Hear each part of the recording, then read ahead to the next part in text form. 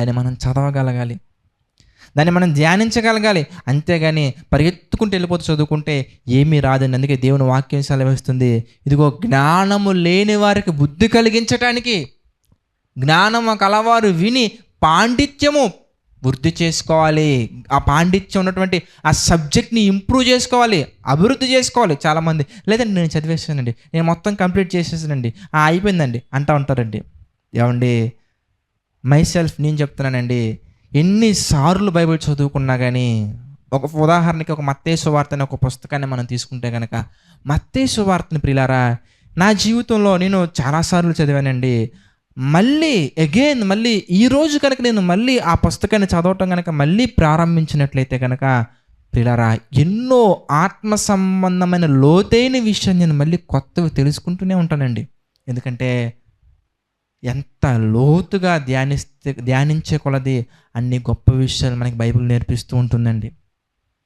అయితే ఆ విషయాన్ని నేర్చుకోవటం వల్ల ఏం ఉపయోగం లేదండి. మళ్ళీ చెప్తున్నాను, ఆ విషయాలు నేర్చుకొని దాచిపెట్టుకున్నాం, హృదయంలో పెట్టుకున్నాం, ఆ విషయాలు నేర్చుకున్నాం, తెలుసుకున్నాం. మోహపు చూపు చూడకూడదు, చూస్తే వ్యభిచరించినటువంటి వాడవుతావు అనే విషయం తెలుసుకున్నాం. జస్ట్ తెలుసుకోవటం వల్ల ఏం ఉపయోగం లేదు.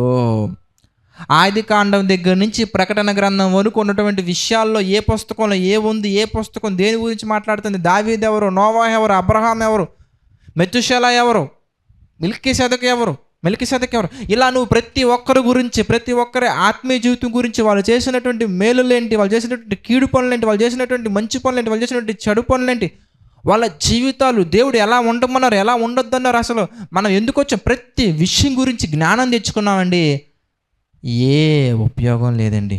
ఎందుకంటే ప్రియులారా దేవుని యొక్క వాక్యం సెలవిస్తుంది, వినుట వలన విశ్వాసం కలుగును, వినుట క్రీస్తుని గురించినటువంటి మాట వలన కలుగును.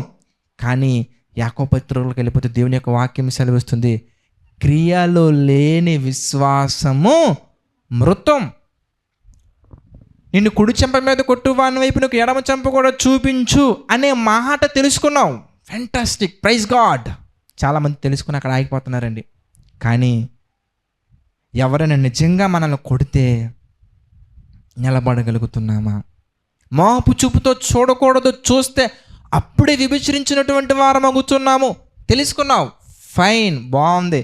కానీ అలాంటి పరిస్థితులు వచ్చినప్పుడు నిలబడగలుగుతున్నావా? ఏమంటే మనం ఆలోచిస్తే అంతము వరకు సహించినవాడు ధన్యుడు, వాడే రక్షింపబడును, అంతం వరకు సహించిన వాడెవడో వాడే రక్షింపబడును అనే విషయం తెలుసుకున్నావయ్యా, బాగానే ఉంది బ్రదర్.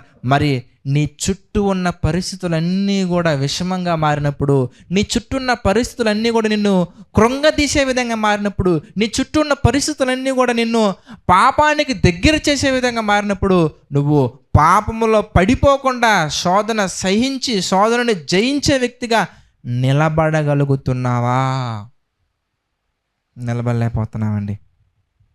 ఎందుకు నిలబడలేకపోతున్నారయ్యా అంటే, మనం ఆ విషయాలను తెలుసుకుంటున్నాం కానీ ప్రాక్టికల్గా అప్లై చేసే విషయంలో మనం ఏమైపోతున్నామయ్యా అంటే ఫెయిల్ అయిపోతున్నాం. ప్రతి ఒక్కరికి తెలుసండి ఉదయాన్నే లేచి ప్రార్థన చేసుకోవాలని, ప్రతి ఒక్కరికి తెలుసండి నిద్రపోయేటప్పుడు ప్రార్థన చేసుకోవాలని, ప్రతి ఒక్కరికి తెలుసండి మనం భోజనం చేసే ముందు ప్రార్థన చేసుకోవాలని, ప్రతి ఒక్కరికి తెలుసండి సువార్త ప్రకటించవలసిన బాధ్యత అందరి మీద ఉందని, ప్రతి ఒక్కరికి తెలుసండి వ్యభిచరించకూడదని, ప్రతి ఒక్కరికి తెలుసండి అబద్ధాలు ఆడకూడదని, ప్రతి ఒక్కరికి తెలుసండి బూతులు మాట్లాడకూడదని, ప్రతి ఒక్కరికి తెలుసండి దుష్ట సాంగత్యం చేయకూడదని, ప్రతి ఒక్కరికి తెలుసండి ఎలా ఉండాలో ఎలా ఉండకూడదో తెలియనటువంటి వాళ్ళు ఎవరున్నారు మీరు చెప్పండి?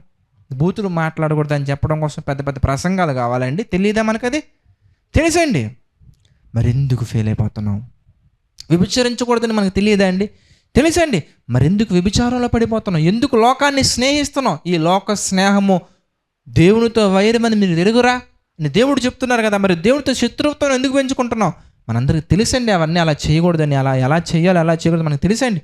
మరి ఎందుకు మనం దేవుని యొక్క ఆజ్ఞలను అతిక్రమించి పాపానికి గురైపోతున్నామంటే, ప్రియులారా మనందరం కూడా జ్ఞానాన్ని సంపాదించుకుంటున్నాం కానీ ప్రియులారా ఆ జ్ఞానానుసారంగా వివేచన కలిగి వివేకము కలిగి ఆ జ్ఞానాన్ని ఉపయోగించే విషయంలో, ఆ జ్ఞానాన్ని ప్రాక్టికల్గా మనం చూపించే విషయంలో మనం ఫెయిల్ అయిపోతున్నాము.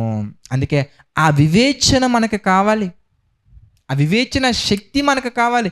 ఎక్కడ ఎలా నడుచుకోవాలి, ఎలా మెలగాలి, ఎలా మెలగకూడదు అనే వాటి గురించినటువంటి పరిపూర్ణమైన అవగాహన మనకు కావాలి. దానికే నీతి సూత్రములు అంటున్నారండి. దేవుడు చక్కగా వివేకము గలవాడు విని ఏం చేస్తాడయ్యా అంటే నీతి సూత్రములను సంపాదించుకొనును. అంటే బైబిల్లో మనకి ఏముంటాయి అంటే ఫార్ములాస్ ఉంటాయి. మ్యాథమెటిక్స్లో మాత్రమే కాదండి, సైన్స్లో మాత్రమే కాదు, ఈక్వేషన్స్, కెమికల్ ఈక్వేషన్స్ ఉంటాయండి కెమిస్ట్రీలో. ఆ ఈక్వేషన్స్, ఫార్ములాస్ అనేవి మ్యాథమెటిక్స్లో మాత్రమే కాదు, మన జీవితాల్లో కూడా ఉన్నాయి. మనం ఆలోచిస్తే we can make the formulas. ఎప్పుడయ్యా అంటే నిరంతరము కూడా అభ్యసించే వ్యక్తిగా మాత్రమే ఉంటే కాదు, అభ్యసించిన విషయాలను మనం ఏం చేయాలో తెలుసా? దేవుని యొక్క వాక్యము సెలవిస్తుంది. ఇక్కడ సామెతల గ్రంథంలో అలాగే చేపట్టుకొని మనం తిమోతికి పత్రికకి వెళ్దాం. మనం తిమోతికి రాసినటువంటి పత్రిక మనం వెళ్తే, తిమోతికి రాసినటువంటి 2వ పత్రిక 2వ అధ్యాయంలో కనుక మనం వెళ్ళగలిగినట్లయితే 7వ వచనం మనం చూద్దాం. తిమోతికి రాసిన 2వ పత్రిక 2వ అధ్యాయము 7వ వచనం మనం చూద్దామండి. దేవుని యొక్క వాక్యం అంతా మాట్లాడుతుంది ఏమంటే, నేను చెప్పు మాటలు ఆలోచించుకొనుము, అన్ని విషయముల యందు ప్రభువు నీకు ఏం చేస్తున్నారండి? వివేకమును అనుగ్రహించును. అంటే విన్నటువంటి విషయాలను మనం గనక మనం ఉంటే ఏమైపోతామయ్యా అంటే ఏమీ రాదు. విన్న విషయాలను మనం ఏం చేయాలయ్యా అంటే ఆలోచించగలగాలి.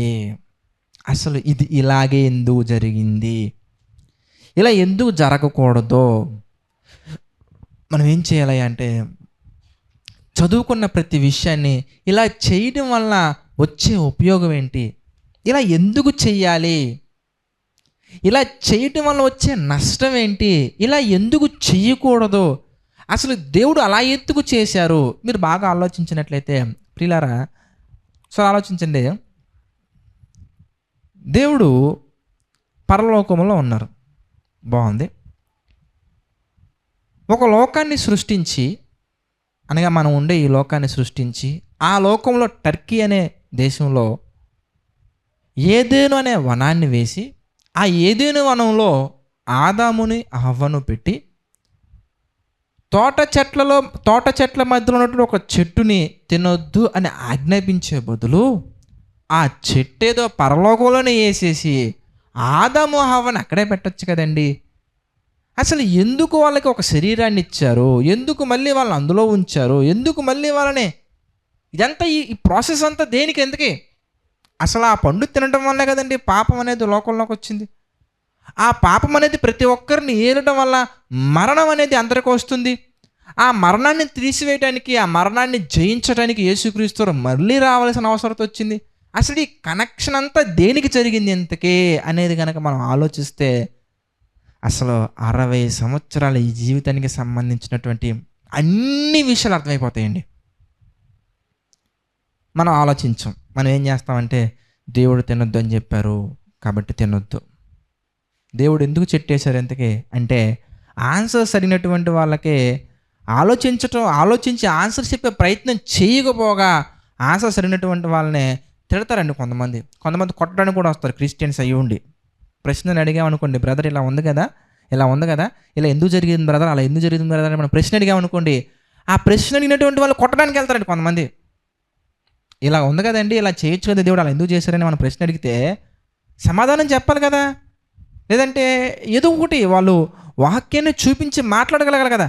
అసలు వాక్యాన్నే చూపించకుండా, వాక్యానుసారంగా మాట్లాడకుండా తిట్టేవాళ్ళు కొంతమంది అయితే, ఇంకొంతమంది చాలా చక్కగా అసలు బైబిల్లో లేని సమాధానాలు చెప్తూ ఉంటారండి.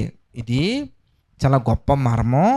నువ్వు వెళ్ళి ఏం చేస్తావంటే ప్రార్థన చేసుకొని చక్కగా కళ్ళు మూసుకొని అలా వింటూ ఉండు, దేవుడు మెల్లని స్వరంతో నీతో మాట్లాడతారని చెప్తారండి. అప్పుడు నాకు అనిపించినటువంటి పాయింట్ ఏంటంటే, నేను ప్రార్థన చేస్తే నాతో మాట్లాడే విషయం పక్కన పెడితే, ఏదో నువ్వే ప్రార్థన చేసి నువ్వే ఆ మెల్లని స్వరం విని చల్లగా సమాధానం చెప్పొచ్చు కదా. నేను చెప్పొచ్చు కదండి, చెప్పరండి. ఎందుకంటే ఆన్సర్స్ తెలియకపోతే ఒక మనిషికి ఆవేశం వచ్చింది. బాగా గుర్తుంచుకోవాలి మీరు. ఎప్పుడు ఒక మనిషి కోపడతాడయ్యా అంటే ఆ ప్రశ్నకి సరైన సమాధానం తెలియకపోతే మనం కనుక లాజికల్‌గా మనం మాట్లాడుతుంటే, లాజిక్స్ తోటి మనం మాట్లాడుతుంటే వెంటనే కోపం వచ్చేస్తదండి. ఇంకా ఏం ఉండదు. వెంటనే ఉర్రుమని చూసి అలాగా గుర్రుమంటారో, ఉరుమంటారో తెలీదండి. మొత్తానికి ఇలా చూసి కోప్పడిపోతారండి. దేనికయ్యా అంటే బైబిల్‌ని ధ్యానిస్తున్నారు గానీ, చదువుతున్నారు గానీ, వాటిని ఆలోచించడం లేదు. ఆలోచించగలిగితే ప్రతి దానికి మనకి సమాధానాలొస్తాయి.